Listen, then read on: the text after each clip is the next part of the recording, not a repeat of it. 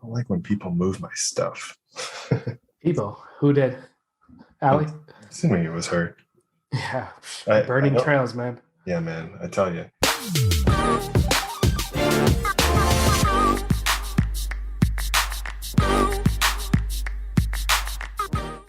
What's going on, everyone? Thanks for tuning in again. We are Real Talk, and we are our stories, your legacy. Sorry to say again, we are real. This is our Real Talk episode that we started back in the beginning of COVID. It was kind of a one thing we always wanted to start a podcast, and here we are, jumping right into wanting to do the thing and documenting our life. Nothing really crazy or controversial. I mean, it could be at times, but it's just a bunch of friends getting together and wanting to record each other through times, especially it being relatively easier, via Zoom, via FaceTime, or not us being able to be present. And we wanted to kind of start these things. And so in today's episode, and for those who've been listening, we always like to talk about convenience, whether it was with the gig economy, or whether it is with our favorite phone apps, or our favorite electronics. Convenience is a huge thing, especially as technology is advancing. But we were inspired today, that it's kind of like the last day of summer. People are out and about. It is Labor Day weekend, as we are recording this. And so people are either out camping or making their way back home. And so, trying to reap whatever last bit of sunshine we have left before, the nice cool fall weather come through. And so in today's episode, it's mostly about convenience. After driving your car through the sand, it's one of those things where there's a lot of drive-through stuff these days, make it very easy for the consumer to get what they need without having to get out of their car. And even then, maybe because of COVID, not even having to go through a drive-through, but like have pickup services at wherever you need to go. So, there's a lot of convenience where, take it how you like it. Some people prefer walking in physically, or physically, moving to one place to another to get what they need, or biking to it, for example. But, overall, there are this majority who prefers this convenience of not having to, go face to face with whatever, things that they're buying, consuming with their money, with this capitalist society. But anyways, we have a this or that type question today. Very, very quick and very sweet and straight to the point. And then we had kind of an interesting final question of the night that's kind of inspired by kind of this article that I read, and so it's not something that's based on facts. It's just something that for us to brainstorm about. And it's kind of about a little sneak peek of it before we get to it at the end of this episode. A lot of this talk of technology replacing humans sometimes in our day-to-day work, and it seems like more hints of it is becoming true, especially in the service industry. And so I will give a little more background about that when we get to that part of the episode. So let's jump right into it. Now, as always, before we begin, we're going to do a quick check-in around the room, see how we're all feeling today, see who is on today's episode. Of course, you got me. I'm feeling great. It's the end of a long, great weekend, so I'm feeling a little refreshed. And it's always good to kind of like dump your mind a little bit of things that you wanted to talk about. And so, of course, it's just us two today, me and my brother, Tyler. Tyler, how's it going with you today, man? How are you? Doing well. Kind of like what you said, and it's a holiday weekend. It's a pretty long holiday weekend, I would say. Just with what we had to do this weekend, going to a wedding and all that stuff. Kind of like the first big event we've been to since the pandemic, I would say. Like in that closeness, I would say, I guess in that way. I've been to a couple sporting events, so I guess that would technically fall into that realm, but definitely like dancing and all of that stuff. That's the first time we've been exerting that much energy around other people. So little different, kind of that first in-person type of formal event we've been to. it's a little different, but it was definitely a good weekend. Got to celebrate, two of our close friends, tying the That's knot, right. and Yeah. made for a long day though. Made for a long day leading up to it. Even leading up to it, the last Thursday and stuff, like rehearsal, and then the day before, and then day of, and then for me, I was helping them out and returning stuff yesterday. Driving in an hour and a half out and then an hour and a half back, kind of thing with the rentals and stuff. So it's been a long weekend for sure. Hmm. I might not be as recharged as you, but definitely trying to take it easy. But it's one of those things we just have to. Being Labor Day and having the day off and stuff, taking advantage of us both being off for once. Um, and really getting to run errands and stuff. So Yep. it's kind of been like nonstop go, go, go. So kind of refreshed, but also kind of not. So, it's kind of where I'm at, um, tired, but somewhat refreshed, if that Yeah. even makes sense for the listeners. I'm sure if you sit and think about it, you're like, oh yeah, I'm away from work and I'm kind of refreshed, but I'm also drained from running errands. So Right. Right. yeah. No. Well, it's good to have you on, man. And yeah, I'm looking forward to you finding that time to get refreshed, because we all deserve that. Especially, as beautiful and as eventful as our weekends are, sometimes you need a break for it. Like people say, sometimes you need a vacation from your vacation, you know. So let's so thanks for that, man. Let's get right into the weed of things. So let's keep it simple. Jumping right off into the first question, simple this or that, and there's a little inspiration that I had. Took my car into the touchless drive-through car wash, that you find typically at gas stations or whatever your local place is that you kind of drive through, put in your card, and then the machine does the rest, and you just kind of sit there and enjoy the treatment, right? Mhm. And it got me thinking, especially this past week, been having kind of breaking the good dietary habit, especially the past couple weeks. And so, a significant other, my partner and I have just been ordering out, whether it's DoorDash or going out to get food. But all in all, it's the convenience, right? Whether we stay at home, have it delivered to us, or we literally are still sitting in our shorts and dirty t-shirt and driving through without having to look presentable because you're in the car. So this or that, Tyler. What is one service that you feel like you can't live without? Um, a drive-through at a restaurant or having a drive-through car service? That's a good one. For me, I would probably say, I don't know, honestly. I'd say car wash, I think, only because for me, I have like the monthly service with like Brown Bear Car Wash. So Hmm. I'm subscribed to their unlimited washes.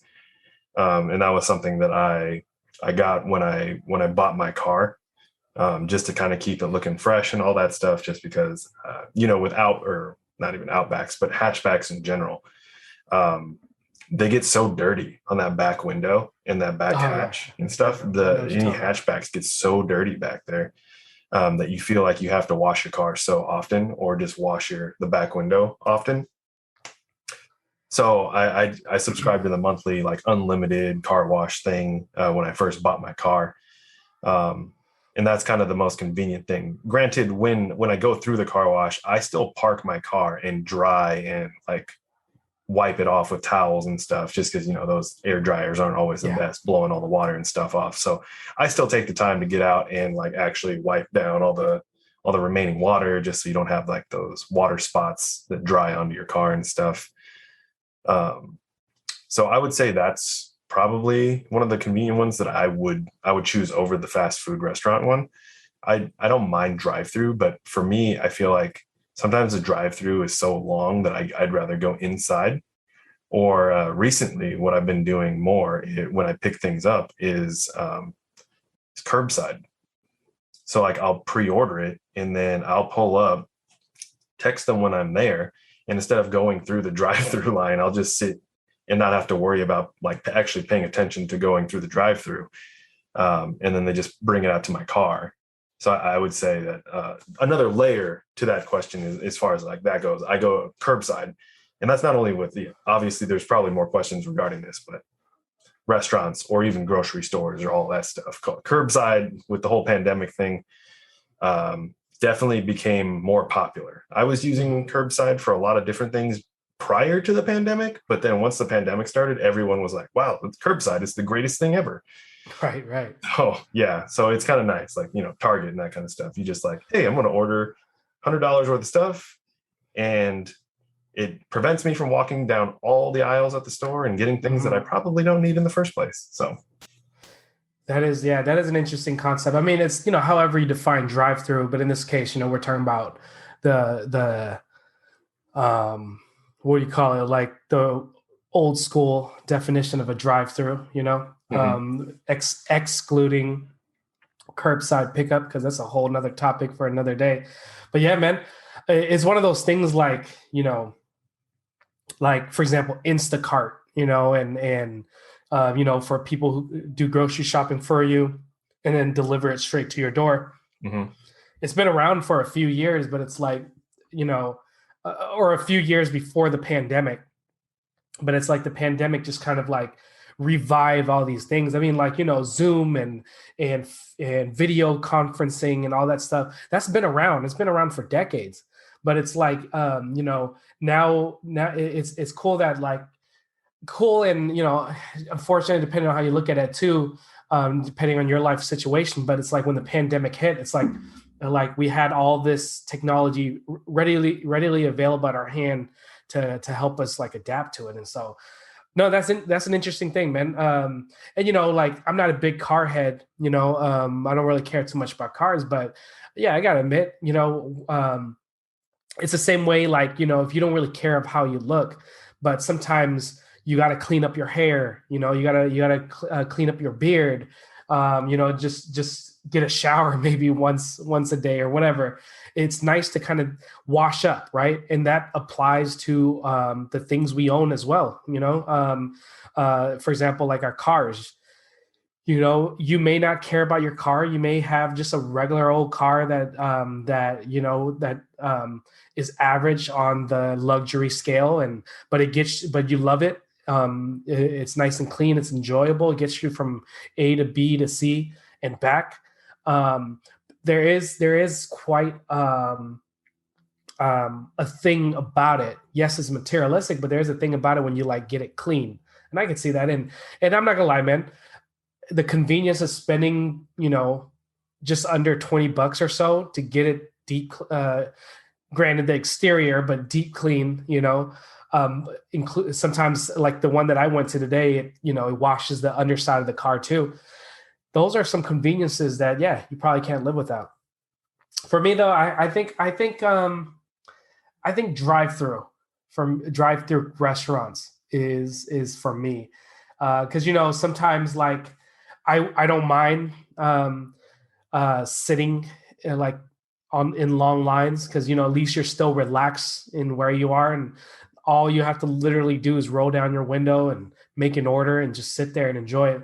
But I prefer that any day than squeezing into a parking lot, standing, back to butt, with a jam-packed line of people in a restaurant. Just feel safe in the comfort of my little car, because, I'm not gonna lie, you go to a restaurant and you see like somebody who, true story, walked up to a Dick's restaurant. For those who don't know or are not from the area, Dick's is like our local burger chain, famous around the Seattle area. Kind of like typical of like In-N-Out, we have ours, which is called Dick's. I was standing there, and Dick's is like, there's like different windows, right? And I almost caught my very first public fight if it got any further, but I didn't. I made sure to, assess the situation, make sure the people who I'm with are safe. and just, maybe treat my cashier a little nicer. But the person who was like too down for me was getting very upset because they couldn't take off onions off their burgers. And if you guys know from Dick's restaurant, it's non-negotiable of how they make the burger, because that's just how it is. You order it, that's all it is. It comes with everything on it. If you want to take it off, you do it yourself. But this guy, man, he was probably like 10 years older than me, and he was just a big baby about it. He was like threatening. He wasn't really threatening, but he was like just calling names to the cashier. I'm like, bro, the cashier doesn't own this restaurant. Then he was like, oh, okay, you don't own this restaurant, then you're just a robot. These are his exact words. And I'm just like, dude, I just turned my back to him because I'm like, if it gets worse, maybe, I might have to step in, but it's just like ridiculous. And, so it's like, I don't want to walk into a restaurant and have to deal with that, especially a fast food chain, right? So I can't live with drive-through restaurants. I think I would choose that slightly over the car wash, because at the end of the day, I probably would, if I had to wash my car, go to my parents' house who has a big driveway, wash my car manually there, even though it's annoying to think about if I have to wash my car manually, but that's what I got to do. Any final thoughts on that this or that question?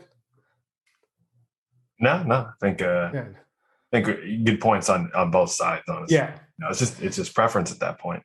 Yeah. No, honestly. And some people might say, and I'm glad you picked the car wash part of the answer, because because I didn't, honestly, I don't know which way you would have swayed. Mm-hmm. But some people would be looking at this question and be like, duh. Drive-through restaurant obviously is like car wash is not even a thing, because I don't know where you live, but maybe drive-through car washes is not a thing where you are. So there's like, I could see where drive-through restaurants is always a prominent thing. So some people can be like, this question doesn't even compute or whatever. But all right. But so I'm glad you answered the car wash part, because that gives a lot of good insight on that side. So moving to kind of like our final question tonight, it's kind of like our thought-provoking question of the day. So I read an article recently from a subscription article that I read, and they were talking about QR codes. And for those who aren't familiar with QR codes, I'm not going to explain it here. I don't know what it means, but QR codes is like, especially with restaurants these days, they have that little barcode thing.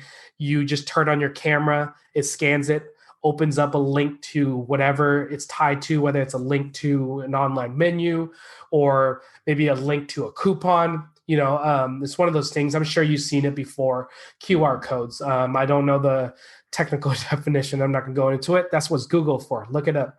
But anyways, in this, as COVID has been hitting, a lot of us, if you've been to a restaurant lately, they don't hand out menus anymore, like, actual physical menus, whether it's a booklet or a little, laminated menu, for obvious reasons in COVID times, right? They don't want to spend their time having their employees clean that every single time a customer touches it.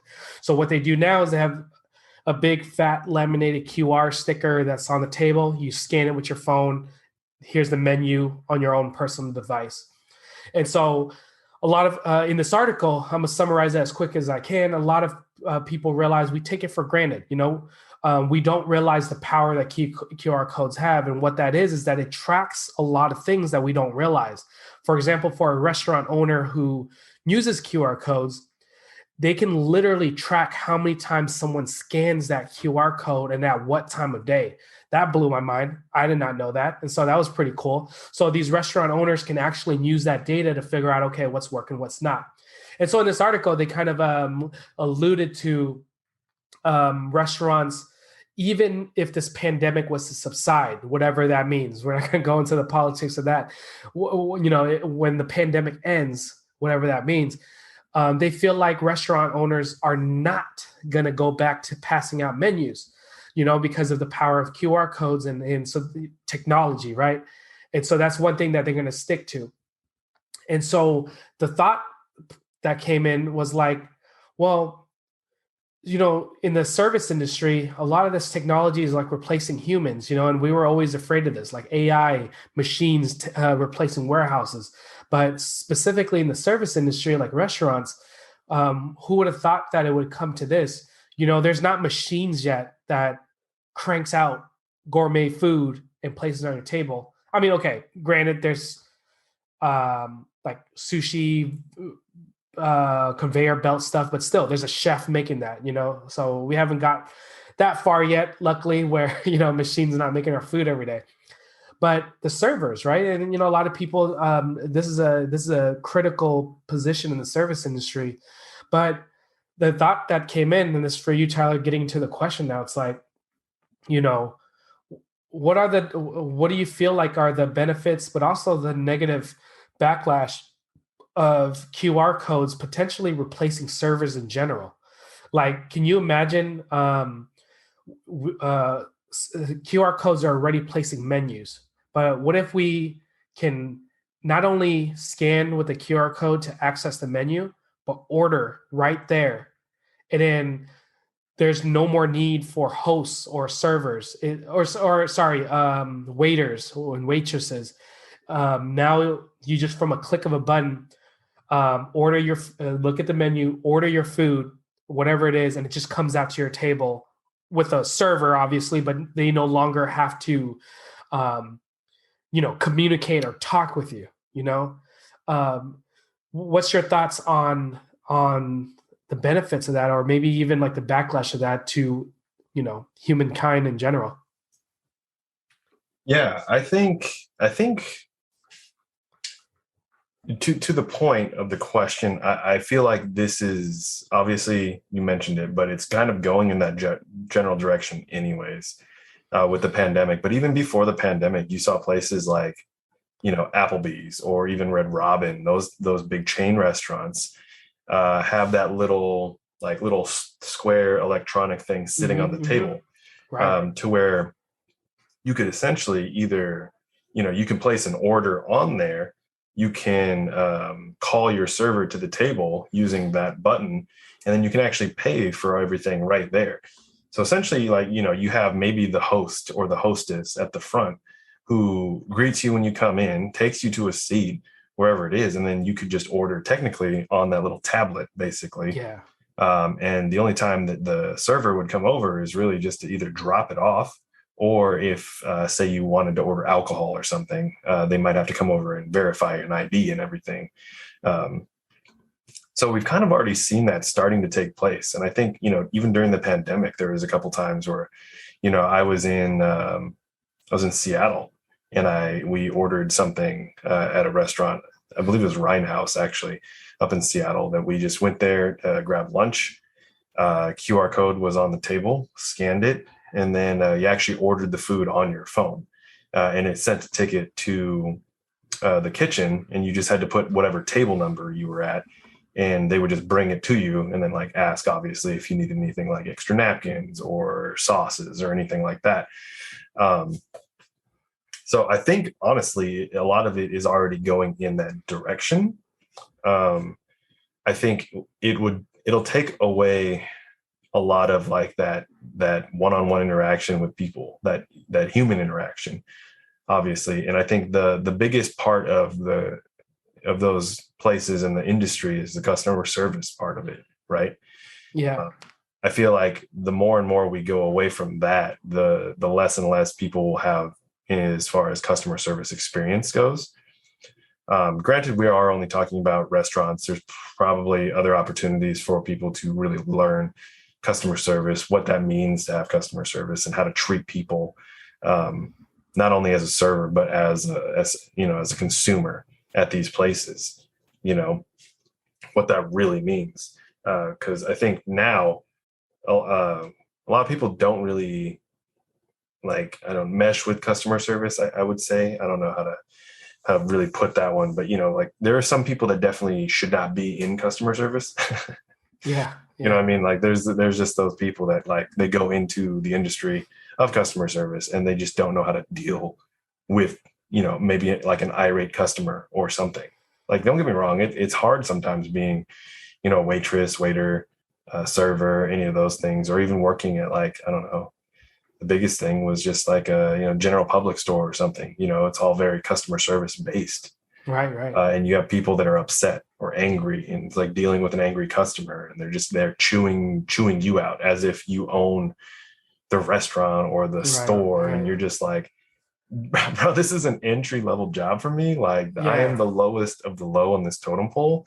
Like, I know you're frustrated, but and then sometimes people are just like, they'll take it, and then they'll actually, if they have got good customer service, other times they might smack back and just talk, and like, you don't want to do that. I understand that you're frustrated. Hey, I've been there. I work in customer service right now. That's kind of the top priority thing. But for different reasons, event planners, I would say that my job probably sees more irate people than anything, obviously, because like, they're paying good money for a top service, and if they don't get that service, yeah, they're going to be upset. There's a lot more stress there.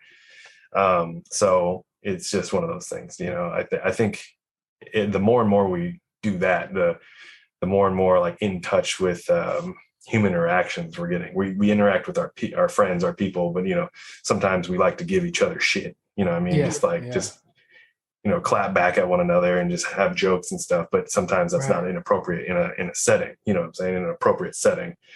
So you can't just like clap back at like a restaurant worker or a customer if you're a waitress or anything like that. So it's kind of like, oh geez.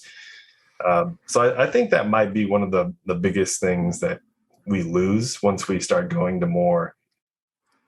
I don't know if you would say they're more streamlined, but I think honestly, like me being an operations type of person, I feel like that would be more streamlined. It would keep the number of people kind of like from messing up an order. You really have a very low amount of human error there, right? Yeah. But you're also relying on machines and technology to not have those errors. Right.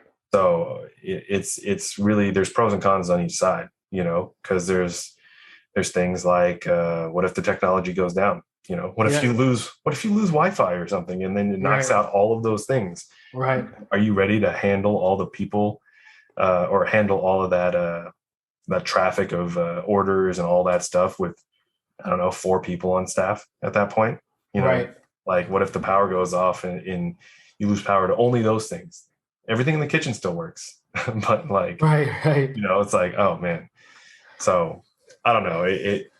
I think it's good in ways of efficiency, but at the same time, I don't think we're at a point where technology is just like so damn good that, there's not going to be like glitches and stuff in the system.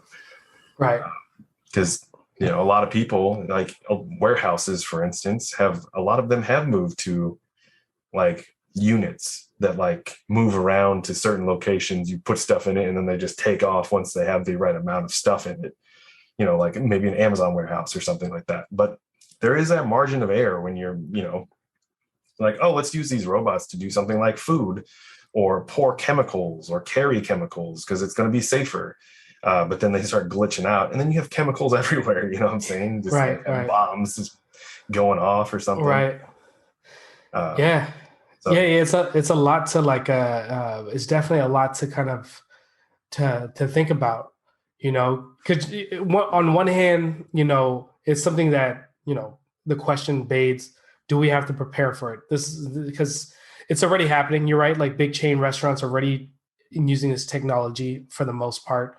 You talk about Ryan House, you talk about Red Robin's, Applebee's, we've seen this, but it kind of like technology kind of like repeats itself. Like I was telling you, I've been using Instacart a lot more. For those who don't know, look it up. But Instacart is nothing new during the pandemic. It's been around prior to the pandemic for maybe a couple years prior. And I don't think they improved it at all. It's still the same type of app. It's just that people are more using it to replace, to improve or adapt to their lifestyle currently. And so it's one of those things. QR codes are not new at all either, and so it's like, man, now that we're talking about now, you hear it here first. It's like, do we need to adapt to this situation going in the future? And, you brought up some really great points. And my final thought on it is just, man, you can't, it may be good for efficiency, but you can't ever replace that human component of it, even though you could replace the labor of it, but like, there's just something about customer service and being able to interact. Just being able to talk to someone. We all know that we all know about calling customer service, and then it takes you to an automated bot that you have to click numbers to go through certain things that take 20 hours and then it gets to the point where you're like, out of scenario 1 and 2, it doesn't even apply to me. So it's like, I just need to talk to someone who would take me to exactly, even if that person that I'm talking to doesn't know my exact answer, but at least they could guide me to the right department or whatever. And all it needed was just that one call, just to tell me and then transfer me. But no, these days everyone knows you gotta ping, you gotta press many different ways with a bot directing you, and it's not always efficient as like the human emotion and things. Now, I'm going to digress a little bit. Maybe with advancement of AI, we're all going to be mindless zombies, and the AI is going to control our life. But that's another topic for another conversation. We're not there yet. Maybe we are there, but it's just not released out to the public. But yeah, my final thought is, man, you just can't replace it. I mean, Tyler knows we were at a restaurant this past weekend, for our friend's wedding, prior to the wedding day. It was like a groomsman, us as part of his groomsmen were just out at this restaurant that we had reserved. It was a nice local restaurant, highly rated. You need reservations just to get a seat, but it was a small business owner who owned it. And he just cooked really great food. And the owner himself, not only, probably he was also the head chef, but he was also walking around, sitting with his customers, hearing about their lives, talking to them. Not only making the food was amazing, but I'm not the pickiest eater, so I don't know if it was like supremely amazing, but like I do know that his interaction, unknowingly increased my positivity towards eating that. So the food may be bland compared to an actual person actual chef who makes it even better. However, just the way that he created a great environment with that human interaction, I could care less. He made that food taste amazing. Just from tasting it, not just from taste, but like from the emotions that we had associated with it. So I feel like, keeping it short and sweet, that's kind of my final thought is like, and it sucks, because like, for some of us, we're blessed with types of jobs that doesn't have to really deal with the service sector, but service sector jobs, man, is something that needs to stay afloat. It keeps us all grounded. It keeps us all, the jobs there are needed. And so it's one of those things where it's like, how truly efficient can we be without that human interaction? So yeah. How about you, Tyler? Any final thought on this last question of the night? Yeah. I think you kind of nailed what I was gonna finish with, is just that human interaction of like smaller restaurants. You know what I mean? Like just that intimacy that you get with people and that environment and that atmosphere. You just don't get that with trying to streamline things in a more efficient way, or for small businesses, it might be beneficial to where, well, granted, like for instance, the restaurant we went to, and we'll actually just give a shout out to this guy, Sean, over at Tibbetts at Fern Hill. If you have a chance and you've listened this far into the podcast, go check him out, look it up, Google it, find him, book an order or book a reservation and go in there and eat. Very clean menu. There's only like 5 things to choose from. So very clean, keeps it simple, good food, all that stuff. Seasonal too, just seasonal. Since we're throwing out there every season. So yeah, he's not paying us for this, Yeah, definitely not. We just had such a good time and had a great time with him and the experience he created that we would definitely give a shout out to him obviously. Great guy, great restaurant. Check it out if you can. Not sponsored at all. But yeah, so I think it's just one of those things that, yeah, smaller businesses like that, like it would be kind of cool um, on the labor costs for those type of things. Obviously, you don't want to spend too much money as a small business, especially during the pandemic, on employees and everything, which sucks and it's hard. But I could see that helping in some ways. But again, there's certain things. Granted, this guy, he had what, 3 employees working, himself, 2 people, and then his chef in the back. Maybe 2 chefs. I don't know. That kitchen was probably about as big as my kitchen. So yeah, it's just one of those things. So I think, again, you miss out on that human interaction and the chance to kind of really build an atmosphere and that kind of environment for people. Because I think, like you said, I think the biggest part of coming back to a place like a restaurant is the interaction that you had there, that experience that you had there. Sure, the food could be good, but if someone is there to like really enhance the experience and in your visit and everything, I think it just takes it up to another level. There's definitely times where I've received great customer service. The food was maybe subpar, but because of that interaction with those people, I decided to give it another chance, try something else. Maybe I didn't like that one dish, but maybe they're known for something else and I'll try that. And like, oh, wow, it's pretty good. But, without that human interaction, I don't think I would go back, kind of thing. So that's kind of my closing thoughts on it. And shout out to Sean. Yeah, from Tibbetts, Fern Health. Yeah. Thanks, Ben. Yeah, we're going to wrap it up here. Thanks, y'all, for listening again. And as always, we challenge our listeners to start that mental exercise with this question, whether it's the first one, this or that, what do you feel like is something you can't live without? Maybe you live in an area where it's like, what? There's no such thing as a drive-through touchless car wash, like what future are we living in?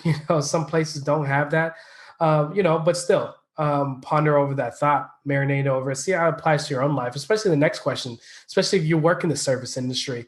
Are you seeing this happening yourself from your point of view? It's one of those things, or maybe you have friends and family, ask them, is this affecting them, or do you see like it's affecting them? It's interesting to note, of the advancing technology always surrounding our lives and making us adapt to it or it adapting to our lives. So we appreciate the listen. This is Real Talk by Our Stories, Your Legacy. And, we always like to end with the most important note, regardless of if you care about our episode or regardless if you, you don't like to talk or whatever. At the end of the day, always keep the dialogue going, whether that's with yourself or whether that is with your pet, or anything like that. Keeping that dialogue going, whether it's a mental exercise for yourself, that is how we keep continuing to learn and grow. That's what we'll continue to do. We'll try to keep at it. We'll try to continue to knock it out of the park as best we can, try to improve ourselves, improve our conversations, and be back at it again next week. And same time, same place. We will see you guys then.